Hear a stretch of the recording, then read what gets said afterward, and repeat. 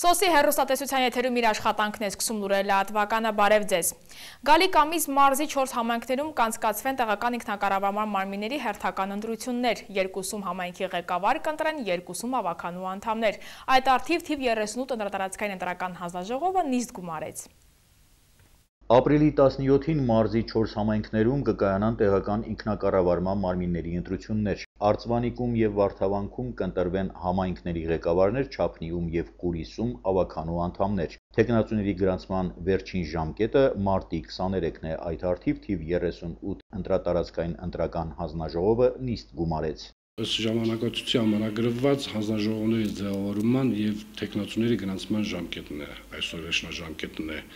Թեկնածուները իրենց փաստաթղթային ամբողջական փաթեթը ներկայացրել են, չունեն ոչ մի խնդրարուս հարց, ինքնաբերաբեր գրանցվեցին այսօր։ Այսօր մինչև ժամը 18:00 կձևավորվի հանձնաժողովի մնացած անդամները, տեղյակ կպահվեն հանձնաժողովի նախագահ եւ քարտուղաները կնշանակվեն, նրանց հետո ասինքն ստացած կենտրոնականից գրանցամատյանները այդունաջությամբ նաեւ վկայականները կտրամադրվեն հանձնաժողովի նախագահներին, առաջիկա օրերին, ասինքն հանձնաժողովի ձևավորումից հետո 3 օրվա կտրվածքով ամսի 26-ին ժամը 12-ին կլինի առաջին նիստերը։ Արծվանիկում համայնքի ղեկավարի պաշտոնի համար կպայքարեն գործող գյուղապետ Անուշավան Հարությունյանը, Հայաստանի Հանրապետական կուսակցություն եւ անկուսակցական Վրեժ Գասպարյանը, Չափնիում գործող գյուղապետ Գարեգին Կոստանյանը եւ անկուսակցական Արմեն Սարգսյանը։ Կարող են ինքնաբարձակի դիմում ներկայացնեն, ասինքն դա կլինի մինչև ամսի 7 ապրիլի 10-օրյա կտրվածքով շուտ, որպեսզի դրանից հաջորդած կարողանանք մենք ձևաթղթերով ներկայացնենք թեկնածուների անունազգանուններով, որպեսզի ասինքն կենտրոնական հանձնաժողովի կողմից տրվի նաև մնացած փաստաթղթերը։ Նմանապես քվեաթերթիկները տպվեն, դրոշմականիկները հաստատվեն։ Այսպիսով թեկնածուները գրանցվեցին, քարոզարշավը կտևի մարտի 30-ից մինչև ապրիլի 15-ը։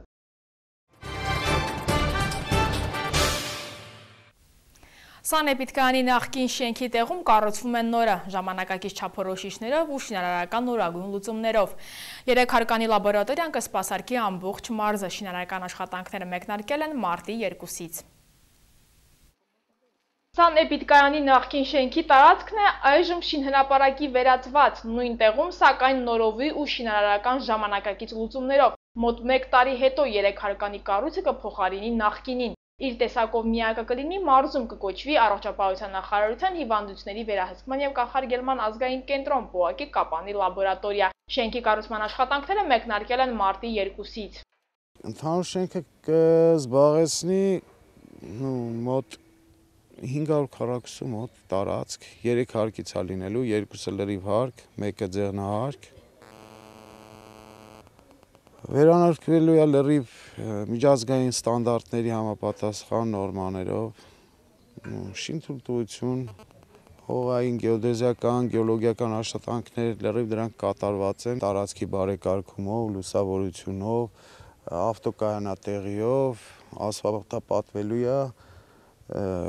սալիկապատվելու է որոշակի տարածք։ Նախկին շենքը քանդվել է Կապանի նորոգշին սահմանափակ պատասխանատվությամբ ընկերության կողմից, իսկ նորի պատվիրատուն ու ֆինանսավորողը Արտասամանյան CH2 Hill Constructors ընկերության հայաստանյան մասնաճյուղն է։ Շենքի նախագծի հեղինակը Հրաչյա Վարդանյան սահմանափակ պատասխանատվությամբ ընկերությունն է, իսկ կառուցումը իրականացնում է Mill Industries սահմանափակ պատասխանատվությամբ ընկերությունը։ Վերջինս կոմերցիոն բնակելի ու հատուկ շենքերի կառուցման փորձառուներից է։ Շինհրապարակում գտնվող աշխատակիցների անվտանգությունը նախապայման է, ասում է ծրագրի ղեկավար Արմեն Մարտիրոսյանը։ 3000 քառակուսի մետր տարածք ամեն մեկը չի կարող ոտ դնել, այն էլ առանց հատուկ համազգեստի։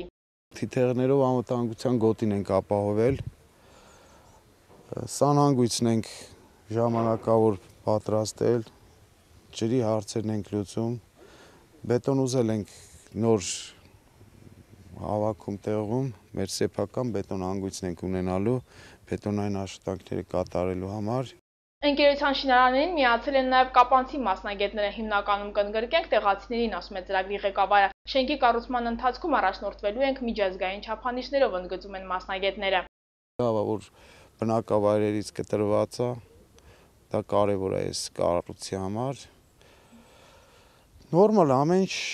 ջուրը մոտիկ է, հոսանքը մոտիկ է։ Հիվանդությունների վերահսկման և կանխարգելման ազգային կենտրոնի Կապանի լաբորատորիայի կառուցումը ըստ ծրագրի պատասխանատուների կտևի 1 տարի։ Լաբորատորիաների վերակառուցման ծրագրերը նախատեսվում է իրականացնել հանրապետության 5 քաղաքներում։ Կապանում, Մարտունիում և Վանաձորում կկառուցվեն ամբողջովին նորերը, իսկ Մայրաքաղաքի ու Գյումրու լաբորատորիաները կնորոգվեն հիմքից։ Շին աշխատանքների ավարտից հետո արդեն լաբորատորիան կվերազինվի նորագույն սարքավորումներով ու գույքով, վստահեցնում էին ծրագրի մասնակիցները քաղաքապետարանում օրերս կայացած հանդիպման ընթացքում։ Նախկին մասնաշենքում իրականացվում էին 3 տեսակի հետազոտություններ՝ մանրէաբանական, շղթայական, մանկաբուծական։ Քննարկումների ընթացքում բնապահպաններին առավել շատ հուզում էին լաբորատորիայի գործունեության ընթացքում առաջացած թափոնները, ինչ կարվեն դրանք եւ արդյոք չեն ազդի շրջակա միջավայրի վրա։ Վնասազերծումը, հոսքաջրերի լվացումը, սրվակների մաքրումը պետք է ուշադրության կենտրոնում պահել։ Կներկրվեն նորագույն սարքավորումներ, ընդգծեցին ծրագրի մասնակիցները նախորդ հանդիպման ընթացքում։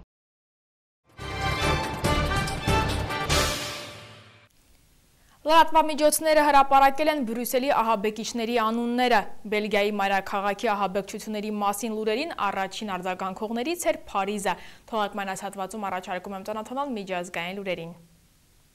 Լրատվամիջոցները հրապարակել են Բրյուսելի ահաբեկիչների անունները՝ Նաջիմ Մահրաուի, Հալիդ և Իբրահիմ Բաքրաուի եղբայրներ։ Հեղումանելով ոստիկանության աղբյուրներին, լրատվամիջոցները հայտարարում են, որ հենց այս երեքն են պատասխանատվություն կրում Բելգիայի մայրաքաղաքի օդանավակայանում և մետրոյում տեղի ունեցած պայթյունների համար։ Ենթադրվում է, որ եղբայրներից մեկը մասնակցություն է ունեցել Բրյուսելի օդանավակայանի, մյուսը մետրոյի կայարանի ահաբեկչություններին։ Այդ փաստը հաստատում է վերջին ահաբեկչությունների կապը Փարիզում կատարվածի հետ։ Երկու դեպքերում էլ դրանք առնչվում են Իսլամական պետություն խմբավորման հետ։ Բաքրաուի եղբայրները բնակվում էին Բրյուսելում։ Նրանցից մեկը Հալիդը այլ անվան տակ բնակարան էր վարձել մայրաքաղաքի թաղամասերից մեկում, որտեղ մարտի 13-ին փոխհրաձգություն էր տեղի ունեցել ոստիկանների հետ։ Հետագայում բնակարանում հայտնաբերվել են Սալահ Աբդիսլամի հետքերը, որոնց շնորհիվ էլ վերջինս 3 օր անց ձերբակալվել է։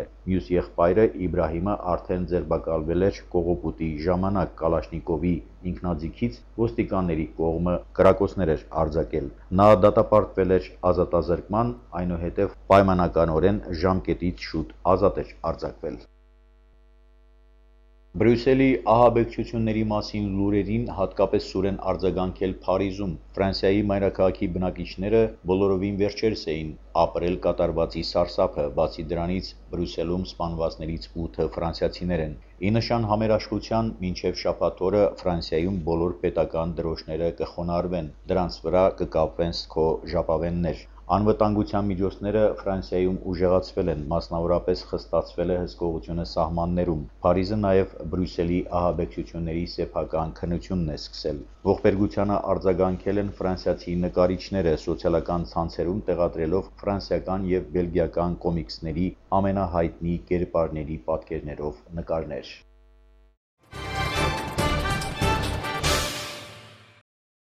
Այժմ եղանակի մասին համառոտ մարտի 24-ին սպասվում է առանց տեղումների եղանակ, 25-ին և 26-ին առանձին շրջաներում օրվա երկրորդ կեսին սպասվում է կարճատև անձրև և ամպրոպ, 27-ին ժամանակ առ ժամանակ շրջաների զգալի մասում տեղումներ,